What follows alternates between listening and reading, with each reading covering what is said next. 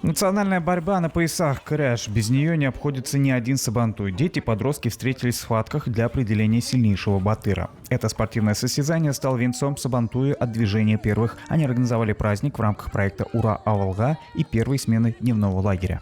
Мы играем, развлекаемся, кушаем, бегаем, играем, развлекаемся с вожатыми.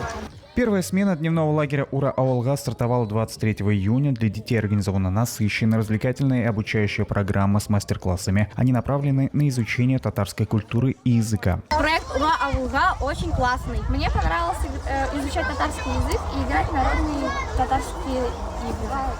А я выучу пару татарских слов. Каймар, бабай и один. Первые дни для детей провели праздник сабантуй с традиционными спортивными состязаниями. Бег с ведрами и коромыслом, разбивание котелка и, конечно, с национальными танцами. Дети собрались из нескольких населенных пунктов. Села Сухарево, село Болгары. Ну и, конечно же, из села Каинлы. В течение 5 дней мы запланировали много различных мастер-классов.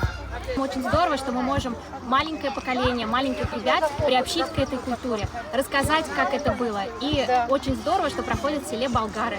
На этом же празднике состоялась посадка деревьев на аллее первых. Этот проект реализуется при поддержке движения первых и комиссии при Раисе Республики Татарстан по вопросам сохранения, развития татарского языка и родных языков представителей народов, проживающих в республике. Следующая смена дневного лагеря «Ура Авалга» начнется 7 июля в селе Ташлык. Ура! Алмаз Кашаев, новости НТР.